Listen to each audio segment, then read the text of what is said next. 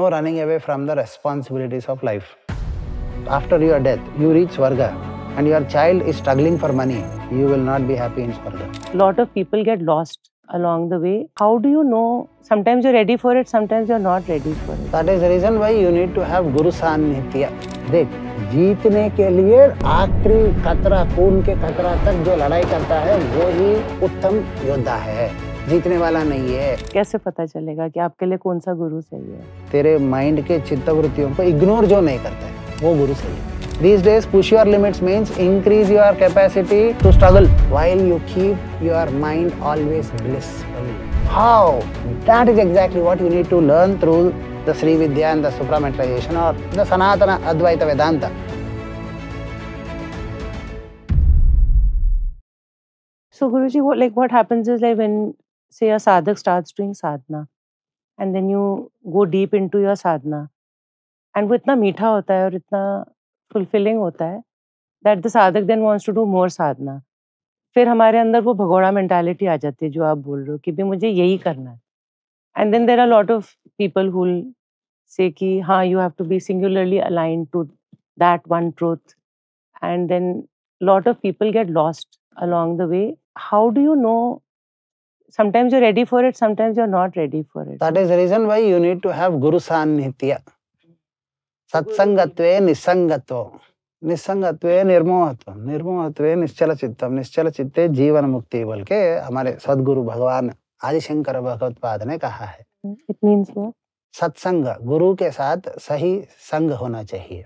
तो साधना करते हुए मीठा लगता है, फिर उसके बाद we can, so that is the reason why गुरु से दीक्षा लो और वो करते रहो इज नॉट, गुरु के पास रह के, गुरु से कांटेक्ट में रह के, that is the reason why guru has to poke you sometimes, spook you sometimes, he has to pamper you sometimes, he has to give you confidence, push you down mentally, not emotionally. He has to all that. Satsanga, with satsanga you get nissanga. What nissanga? Unnecessary, unwanted clutter identities within you get done away. Nissanga you get, then you just align. When you align, you have nirmoha, then you have no moha, but you have Ichha. With that, you get Jivan Mukti or happiness, eternal happiness. Jivan Mukti is not just eternal happiness, but still Jivan Mukti, eternal happiness. So, राह भटक जाते हैं साधना में, बिल्कुल, हाँ जी। गुरु की सान्निध्य होना जरूरी होता है। तो गुरु जी इतने सारे साधक हैं जो इतने सारे गुरुज के साथ साधना करते हैं, but they don't get this feedback from their guru and then they just really lose their way. That's unfortunate. तो उसका क्या, सही गुरु चुनना चाहिए। कैसे पता चलेगा कि आपके लिए कौन सा गुरु सही है? गुरु ना अपनी आइडेंटिटी के लिए सही नहीं होती है। You have to understand one thing, पहले तो अपनी भाग्य में जो है वही मिलेगा। दूसरा, हमारे को थोड़ा कॉमन सेंस अप्लाई करना चाहिए। जो गुरु बोलता है मैं जो बता रहा हूँ वही सबसे ग्रेट है, उनको तो बिल्कुल नहीं भरोसा करना चाहिए। जो गुरु बता रहा है गॉड ग्रेट है, उनको बिल्कुल नहीं भरोसा करना चाहिए। जो गुरु बताता है कि ये यही है, उनको भी बिल्कुल नहीं भरोसा करना चाहिए। फिर किसको भरोसा करना चाहिए? उसको भरोसा करना चाहिए जो ये सब नहीं बोलते। और जो गुरु बताता है या महसूस कराता है, बताता है इज वेरी बैड। निरंतर तेरे मन को तेरे अंदर की इनफाइनाइट पोटेंशियल से अलाइन करवाते करवाते तेरे माइंड के चित्तवृत्ति, योगा चित्तवृत्ति निरोध, तेरे माइंड के चित्तवृत्तियों को इग्नोर जो नहीं करता है वो गुरु सही है। You understand? सारे तुम सब कुछ छोड़ दो, सब त्याग दो, कृष्ण की भक्ति में मेरे पास आ जाओ, nothing wrong in that, but still buddy, that's not the way to go. That's very difficult actually. It brings it's not very difficult, it's idiotic too. But it brings a lot of difficulties in the physical plane, no? Correct. So the point is, chitta vrittiya should not be ignored. Am I clear with you? No running away from the responsibilities of life. First, forget about running out. You have to conduct the responsibilities in your life in a very perfect, extremely more efficient way.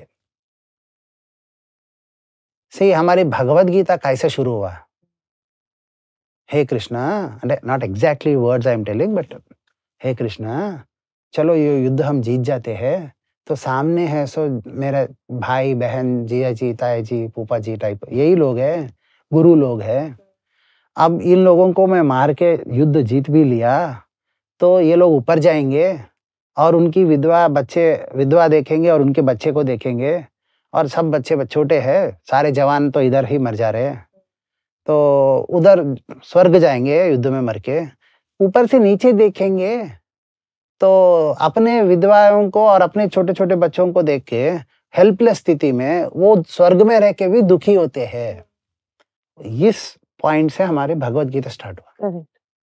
अभी आजकल ना parents अगर आपने देखा है तो हम बुढ़ापे हैं, हमारे को जरिया है हमारा बच्चा तो he will take care. No, most parents use their children ऐसे बुढ़ापे की सहारे, बुढ़ापे की लाठी, और माँ बाप की सेवा करना है। No father no mother. Sanatan Dharma के गुरु ये नहीं बता रहे तुम्हारा बच्चा अगर तेरे से 10x नहीं है तो तुम स्वर्ग पहुंच के भी नरक में रहोगे। ये बात सिंपल बात समझा नहीं रहे कोई गुरु। नहीं। तुम्हारा बच्चा तुम मरने के बाद तेरे से 10x बेहतर स्थिति में रहना चाहिए। नहीं है तो तुम साधना भी करो, मेडिटेशन करो, तपस्या करो, पूजा करो, अर्चना करो, सब कुछ करो, स्वर्ग जाओ। उस स्वर्ग से नीचे देखोगे तेरी डीएनए कोहेरेंस रहते हैं। आत्मा वही पुत्र नामासी, तेरे शरीर तेरे डीएनए से ही आया है। ये साइंस मानती है, सनातन अद्वैत भी मानती है, आत्मा वही पुत्र नामासी। सो तेरे बच्चे में तेरे डीएनए है, तुम मना नहीं कर सकते हो। एंड तेरा डीएनए का रेजोनेंस इधर है, అంటే तेरा अंश इधर है। इधर तेरा अंश दुख होते हुए उधर तुम स्वर्ग में कुछ नहीं कर सकते हो। सो मेडिटेशन करके स्वर्ग मत जाओ, अपने पहले बच्चे को इधर 10x करो, तो इसने 10x करके किसका भी फायदा करा वो सब पुण्य तेरे को भी मिलेगा। तुमने एक बच्चा किया, वो बच्चा ने 10,000 लोगों की जिंदगी में एक प्रोफाउंड इम्पैक्ट लेके आया। Your coherence created impact, you also get benefited.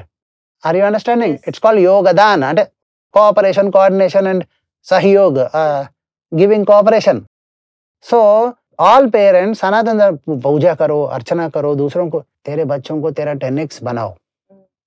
अगर तेरा बच्चा तेरा 10x नहीं है तो तुम, भगवत गीता भी शुरू उधर से हुआ कि मेरे लोगों को मैं मार दूंगा, वो दुखियारी नीचे देखेंगे तो स्वर्ग में भी कुछ नहीं रहेंगे। लेकिन आजकल क्या हो रहा है, रॉन्ग गुरु सिस्टम में तुम करो, माँ बाप की सेवा करो, माँ बाप की सेवा नहीं करे तो भी तुम्हारे माँ बाप की 10x तुम्हारे को होना है। Not just financially, emotionally, mentally, in every way. आपकी मम्मी पापा से आप हर जगह पे बेहतर होना जरूरी है, हर जगह, क्योंकि आप उनके डीएनए फुटप्रिंट को आगे लेके जा रहे हो, उनकी कोहेरेंस को आगे लेके जा रहे हो। और it's called investment, you understand? Yes. You invest in a company, you want 10x return, you don't want reduction. After your death you reach swarga and your child is struggling for money, you will not be happy in swarga.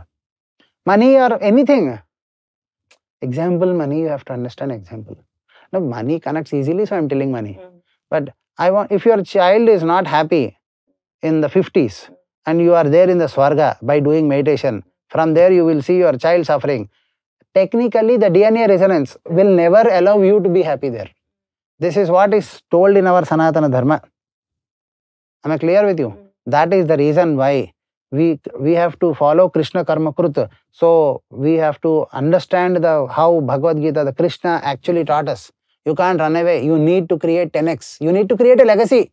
All successful businesses want to create legacy. Yes. Why don't you want to create a legacy? You are not a successful business. You are struggling in your own self. Thereby, how can you go to Swarga then? If you are a business which is not successful, then how can you be entering the Hall of Fame? Swarga is technically the Hall of Fame, right?